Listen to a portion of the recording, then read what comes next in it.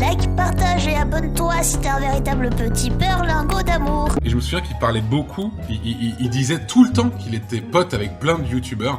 Il me disait ouais, j'ai aidé Joueur du Grenier à déménager, ouais, avec Usul, ouais, je l'ai aidé pour le tournage du dernier 3615, ouais, machin, avec Karim Debache, mais bien sûr, on est super potes. Avec JDG et sa copine, on l'aide à faire son régime et tout. Enfin, vraiment, il me balançait beaucoup d'infos sur le fait que c'était vraiment un très très gros pote des youtubeurs. Enfin, moi, je connaissais déjà pas mal ces youtubeurs, et il m'avait littéralement jamais parlé de ce mec. Du coup, je te demande, si t'es vraiment pote avec quelqu'un comme ça, est-ce que si vous êtes vraiment pote avec des gens, est-ce que vous êtes obligé de le répéter à tout le monde tout le temps, en fait? À moins que vous ayez juste envie que les gens le sachent ou vous la pétez. Bref, le premier soir, je vous rappelle, ils sont censés dormir chez leur pote, chez la pote de Monsieur K. Et du coup, on va être dans la merde. Surprise, qu'est-ce qui s'est passé? Ah bah merde, je peux plus.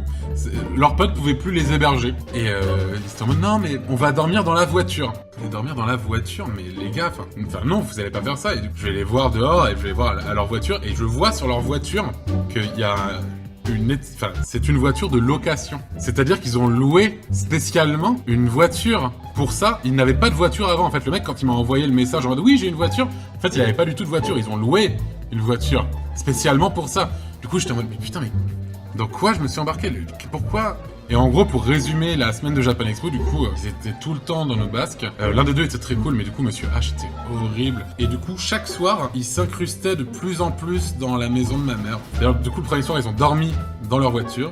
Le deuxième soir, ils ont dormi dans leur voiture, mais dans le garage. Ouais. Le troisième soir, ils ont dormi dans le salon, sur les canapes, il me semble. Alors qu'ils auraient pu dormir sur les canapes dès le départ, en fait. Mais oui, en fait, moi, ce que je me souviens, c'est bon. Déjà, il y avait tes propres états d'âme, c'est que à l'époque, ta chaîne venait juste de marcher et t'avais pas du tout gagné d'argent avec ça. Ah oui. Et du coup, t'avais pas pu les payer un petit peu, leur donner au moins une compensation financière. Ah oui, c'est ça. Et du coup, je me sentais trop mal. C'était vraiment purement bénévole. Et du coup, tu te sentais un peu mal, surtout que lui s'amusait de le rappeler tous les instants, tu vois, en mode ah oui, mais bon, faut pas oublier qu'il va y avoir de la route demain et j'ai mal au dos et j'ai des problèmes de dos. Ah, il faisait ça tout le temps. Il était tout le temps en train de culpabiliser en fait. Et lui, il jouait avec cette espèce de truc où bah quand même c'était bénévole et du coup, il savait que t'allais te sentir un peu mal si t'étais pas non plus sympa, tu vois. C'est vrai qu'il faisait beaucoup, c'était très pervers narcissique. C'est pour ça qu'il a fini, bah ouais c'est ça, mais c'est pour ça qu'il a fini dans le salon, tu vois, plus ou moins, parce qu'en fait ce qu'il voulait, en plus, le salon était pas plus confortable que leur voiture en fait.